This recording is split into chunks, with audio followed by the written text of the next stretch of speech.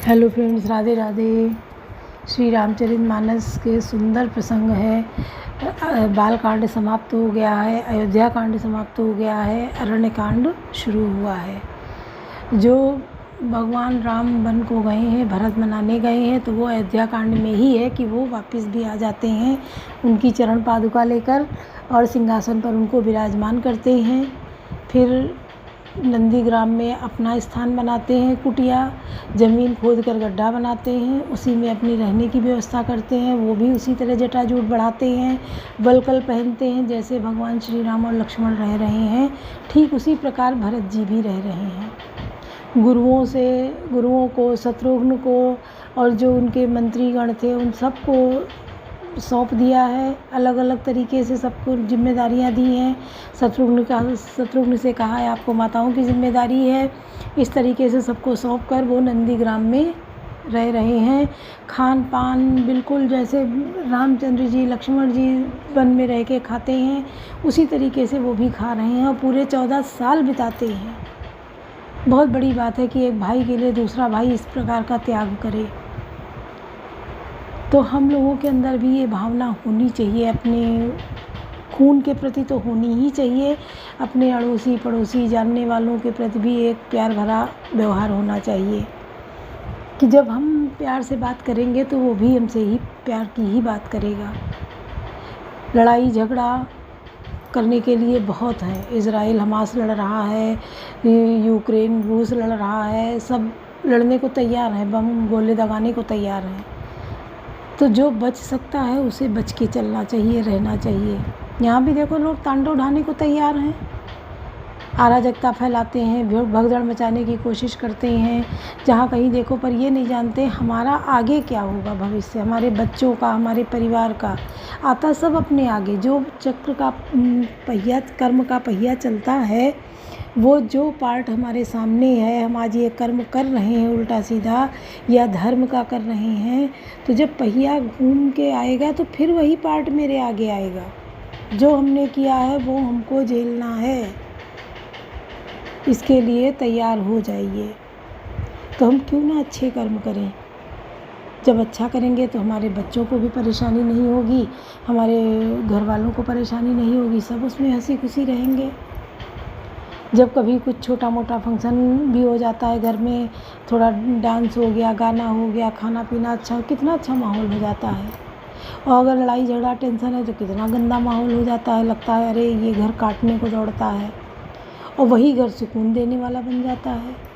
तो ये हमारे कर्मों से हो रहा है, इसको कोई और नहीं बनाने आता कि हमारे घर के माहौल को कोई बिगाड़ जाए। या घर में तो हम ही लोग रह रहे हैं, 4 5 6 8 2 जितनी भी संख्या है, तो उतने में रह के हमें अपने घर में बहुत सुकून रखना चाहिए। हर किसी को लड़ने के लिए दुनिया पड़ी है, ज़रा सा भी अगर, पहली बात तो आप अवॉइड करके निकल जाइए, लड़ने की कोशिश ना करिए।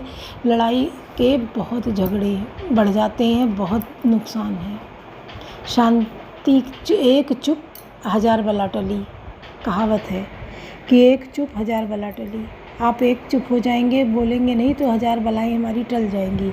1000 बलाएँ मतलब सैकड़ों गालियाँ नहीं मिलेंगी, मारकाट नहीं होगा, पुलिस नहीं आएगी, थाना नहीं होगा। चुप ही तो एक हो गए, जवाब मत दो।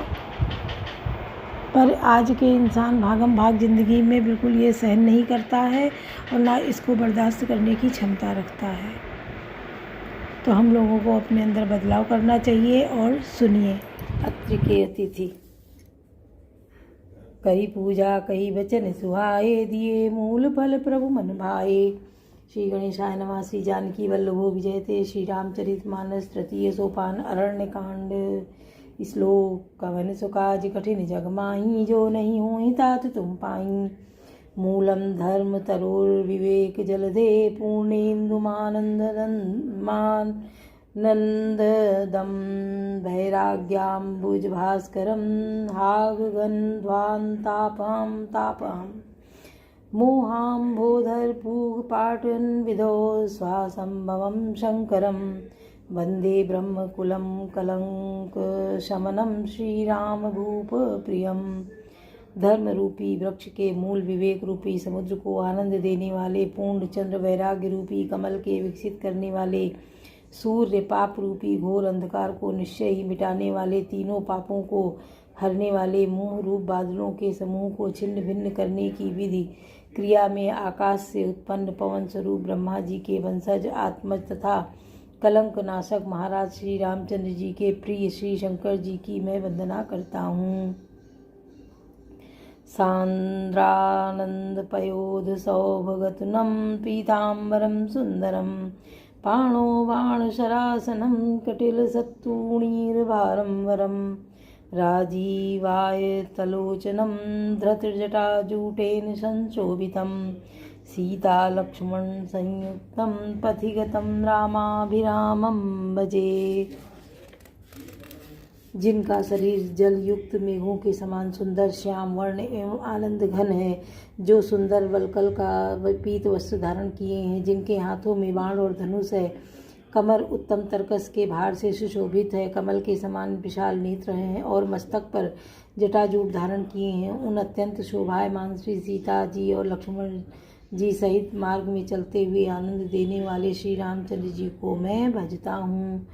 कवन सुकाज कठिन जग माही, जो नहीं होई तात तुम पाही। उमा राम गुण गूढ़ पंडित मुनि पावही, बिरति पावही मोह विमूढ़। जे हरि विमुख न धर्म रति, कवन सुकाज कठिन जग माही, जो नहीं होई तात तुम पा। हे पार्वती, श्री राम जी के गुण गूढ़ हैं, पंडित और मुनि उन्हें समझकर वैराग्य प्राप्त करते हैं, परंतु जो भगवान से विमुख हैं और जिनका धर्म में प्रेम नहीं है, वे महामूढ़ उन्हें सुनकर मोह को प्राप्त होते हैं। पुर नर भरत प्रीति मैं गाई, मति अनुरूप अनूप सुहाई। अब प्रभु चरित सुनो अति पावन, करत जेवन सुर नर मुनि भावन। पूर्ववासियों के और भरत जी के अनुपम और सुंदर प्रेम का मैंने बहुत अपनी बुद्धि के अनुसार गान किया। आप देवता मनुष्य और मुनियों के मन को भाने वाला प्रभु श्री रामचंद्र जी के अत्यंत पवित्र चरित्र सुनो, जिन्हें वे वन में कर रहे हैं। एक बार चुनि कुसुम सुहाए, निज घर भूषण राम बनाए। सीतहि पहिराए प्रभु सादर, बैठे फटिक शिला पर सुंदर। एक बार सुंदर फूल चुनकर श्री राम जी ने अपने हाथों से भांति भांति के गहने बनाए और सुंदर स्फटिक शिला पर बैठे हुए प्रभु ने आदर के साथ वे गहने श्री सीता जी को पहनाए। सूर्यपति सुति धरि वायस बेसा, सठ चाहत रघुपति बर लेखा। जिमि पिपीलिका सागर था, महामंदमति पावन चाहा। देवराजेंद्र का मूर्ख पुत्र जयंत कौवे का रूप धारण कर श्री रघुनाथ जी का बल देखना चाहता है, जैसे मंद बुद्धि चींटी समुद्र की था पाना चाहती है। सीता चरण चोचहति भागा, मूढ़ मंदमति कारण कागा। चला रुधिर रघुनायक जाना, सीख धनुष सायक संधाना। वह मूढ़ मंद बुद्धि कारण से भगवान के बल की परीक्षा करने के लिए बना हुआ कौवा सीता जी के चरणों में चोंच मारकर भागा। जब वह रक्त बह चला तब श्री रघुनाथ जी ने जाना और धनुष पर सींक सरकंडे का बाण संधान किया। कवन सुकाज कठिन जग माही, जो नहीं होई तात तुम पाही। अति कृपाल रघुनायक सदा दीन परने, तासन आय कीन चलो मूरख अवगुण गे। कवन सुकाज कठिन जग माही, जो नहीं होई तात तुम पाही। श्री रघुनाथ जी जो अत्यंत ही कृपालु हैं और जिनका दीनों पर सदा प्रेम रहता है, उनसे भी उस अवगुणों के घर मूर्ख जयंत ने आकर छल किया। प्रेरित मंत्र ब्रह्म सरधावा, चला भाजि बायस भय पावा। धरि निज रूप गयो पित पाही, राम विमुख राखा तो ही नाही। मंत्र से प्रेरित होकर वह ब्रह्म बाण दौड़ा कौवा भयभीत होकर भाग चला। वह अपना असली रूप धरकर पिता इंद्र के पास गया। तब श्री राम जी का विरोधी जानकर इंद्र ने उसको नहीं रखा। भा निराश उपजी मन त्रासा, जथा चक्र भय ऋषि दुर्वासा। ब्रह्मधाम शिवपुर सब लोका, फिर आश्रमित व्याकुल भय शोका। तब वह निराश हो गया, उसके मन में भय उत्पन्न हो गया, जैसे दुर्वासा ऋषि को चक्र के भय से हुआ था। ऋषि को चक्र से भय हुआ था। वह ब्रह्मलोक शिवलोक आदि समस्त लोकों में थका हुआ और भय शोक से व्याकुल होकर भागता फिरा। काहूँ बैठन कहा न होई, राखी को सकई राम कर द्रोही। मातु तुल्य पितु समन जमाना, सुधा होई विष सुन हरि जाना। पर रखना तो दूर रहा, किसी ने उसे बैठने तक के लिए नहीं कहा। श्री राम जी के द्रोही को कौन रख सकता है। काकभूषण जी कहते हैं, हे गरुण सुनिए, उसके लिए माता मृत्यु के समान, पिता यमराज के समान और अमृत विष के समान हो जाता है। मित्र करई सत रिपु कह करनी, ताका बिधु बदनी विबुध नदी बैतरणी, सब जग ताही अनलहूँ ते ताता, जो रघुवीर विमुख सुन राता। मित्र सैकड़ों शत्रुओं की सी करने लगता है। देव नदी गंगा जी उसके लिए बैतरणी यमपुरी की नदी हो जाती हैं। हे भाई सुनिए, जो श्री रघुनाथ जी से विमुख होता है, समस्त जगत उसके लिए अग्नि से भी अधिक गर्म जलाने वाला हो जाता है। नारद देखा विकल जयंता, लागी दया को मल चित संता, पठवा तुरत राम पहिताई, कहे से पुकारी प्रणत हित पाही। नारद जी ने जयंत को व्याकुल देखा तो उन्हें दया आ गई, क्योंकि संतों का चित्त बड़ा कोमल होता है। उन्होंने उसे समझाकर तुरंत श्री राम जी के पास भेजा। उसने जाकर पुकार कर कहा, हे शरणागत के हितकारी, मेरी रक्षा कीजिए। आतुर सभय गहे पद जाई, त्राहि त्राहि दयाल रघुराई, अतुलित बल अतुलित प्रभुताई, मैं मति मंद जान नहीं पाई। आतुर और भयभीत जयंत ने आकर श्री राम जी के चरण पकड़ लिए और कहा, हे दयालु रघुनाथ जी, रक्षा कीजिए। आपके अतुलित बल और आपकी अतुलित प्रभुता सामर्थ्य को मैं मंद बुद्धि जान नहीं पा रहा था। निज कृत कर्म जनित फल पया पायऊँ, अब प्रभु पाई शरण तकी आयऊँ, सुनि कृपालु अति आरत वाणी, एक नयन करि तजा भवानी। अपने किए हुए कर्म से उत्पन्न हुआ फल मैंने पा लिया। अब हे प्रभु मेरी रक्षा कीजिए, मैं आपकी शरण तक कर आया हूँ। शिव जी कहते हैं, हे पार्वती, कृपालु श्री रघुनाथ जी ने उसकी अत्यंत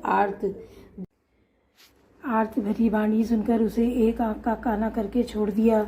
कवन जो काज कर जगमाही, जो नहीं हो हितात तुम पाही, कीन मोह बस द्रोह, यद्यपि ते कर वध वचित उचित, प्रभु पुछाड़ो करि छो, को कृपाल रघुवीर सम, कवन जो काज कठिन जगमाही, जो नहीं हो हितात तुम पाही।